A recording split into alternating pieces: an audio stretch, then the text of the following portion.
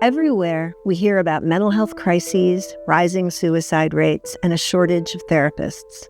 But one of the hardest hit communities might surprise you. I was talking with a farm family not too long ago, and the guy that drove the truck for the fertilizer shipment, his son found him on the ground with a note pinned to his chest as a suicide note. He survived. They found him soon enough, but he had the intention of ending his life. So it's not just the farmers, it's those in that space. I am seeing it, I am hearing about it, I'm hearing it from the farmers, and I don't know that there is a farm that is not talking about it. Farms in rural communities have higher suicide rates, and getting behavioral support is often a major challenge. That's when therapists like Roberta Bellamy get the call. I like to think of myself as a triage therapist. Roberta Bellamy works with North Carolina Agri-Medicine as a licensed marriage and family therapist with a PhD in medical family therapy. So how is this different than what a typical therapist might do? So first and foremost, I would say being able to understand the culture and speak the language. And I've actually worked with the Agri-Medicine Institute to put together information for modules.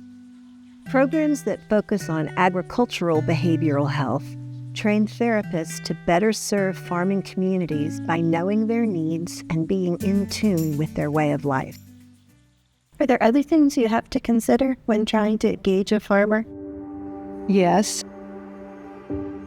Farmers, first and foremost, they tend to be very isolated.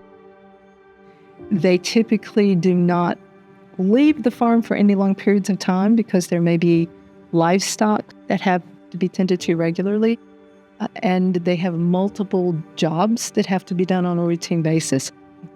So I need to work within that context. And that may mean meeting the farmer where they live. Their livelihood depends on being on call 24/7, leaving little or no time for anything else. So quite often there might be a phone call from a farmer, and he has just a few minutes to talk, and I take advantage of whatever I can get. And then in that phone call, I'm going to just get enough rapport built. And so rapport it needs to happen quickly if it can. And it's shortly within those first 2 or 3 phone calls that if I feel like it is appropriate and would be helpful for them for me to entertain an on-site visit. Once she gets the okay, it's time for Roberta to hit the road.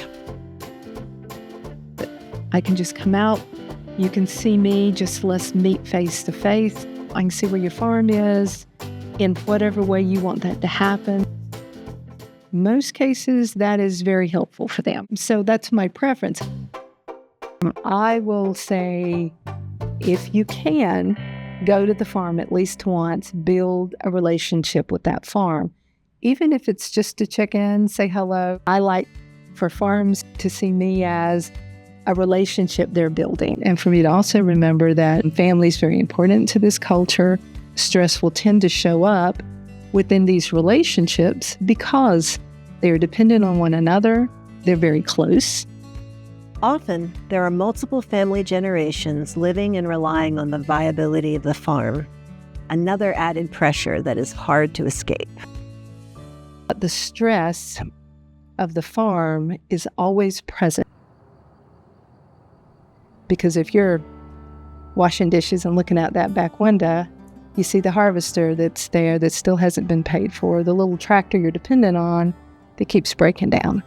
So the farm is always present and the stress of it is always present. What do you think makes it so hard for a farmer to come forward and ask for that help? Mm-hmm. Well, the very first thing that I would say to that is farmers, they're very resilient. They've got multiple skill sets that are developed through just being a farmer. So you take a person like that and say, you're having some anxiety, let's go to the doctor, this clinical setting. Getting help is not an easy task, given the pressures of the day-to-day farm work and the fact that going to therapy is still seen as a sign of weakness. Mental health is still associated with words like crazy, because it's so taboo to talk about that our rural communities don't get the real information. That's part of the barriers we see with farm families.